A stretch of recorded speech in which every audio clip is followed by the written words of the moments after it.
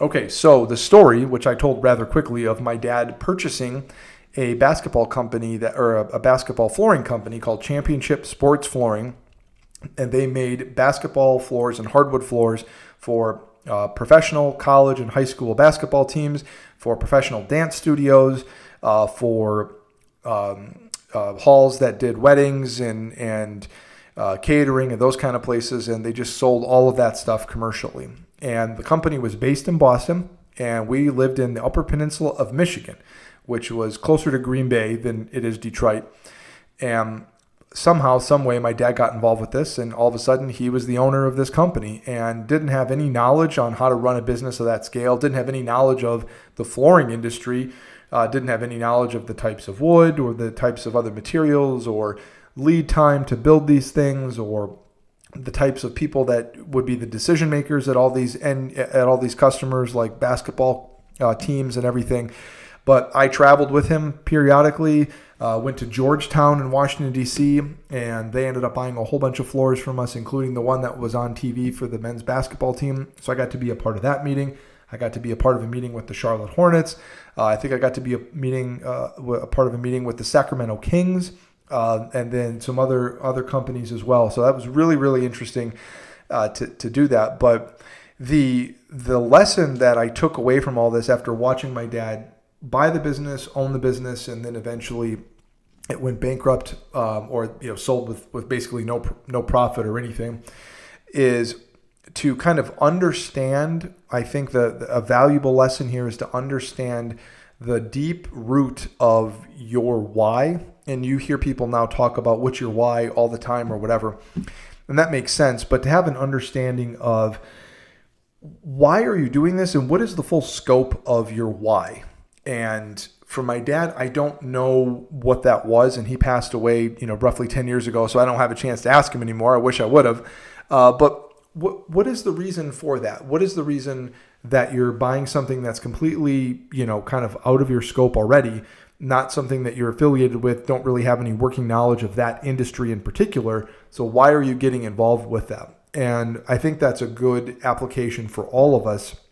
to step back and think about in a variety of situations, and not just the surface level of why, but really and truthfully, what is the reason why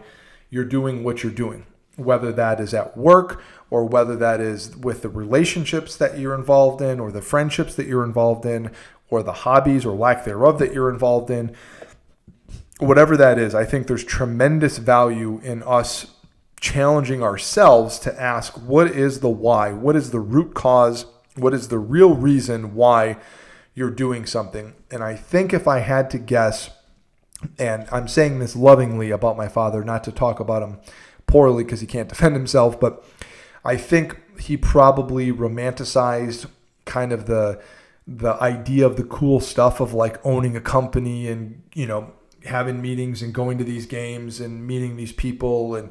all of that kind of stuff. I think there was some romanticizing about what that was like, and the way that I can kind of correlate that is when you're younger and maybe you have a job with a company where you get to travel a little bit, that's really kind of appealing, and you kind of feel like, you're somebody, you're going to the airport dressed up and you're going to meet customers and you're traveling a little bit, and then you get about 6 months into it and you're like, Jesus, I just want to be home and I just want to eat home cooked food and I want to be in my sweatpants and I want to sleep in my own bed, and I don't want to sit next to some dude who's sneezing and coughing to me on the airplane.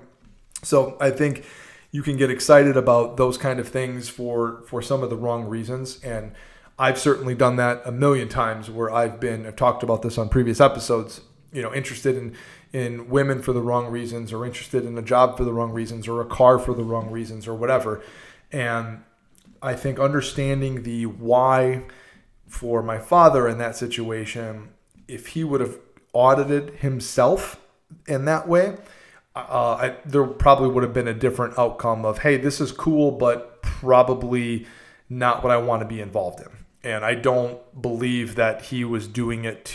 as a get rich quick. I do believe there was a component of, hey, this could catapult us financially, but buying a business that was on its way down and then having the belief that you can turn it around without working knowledge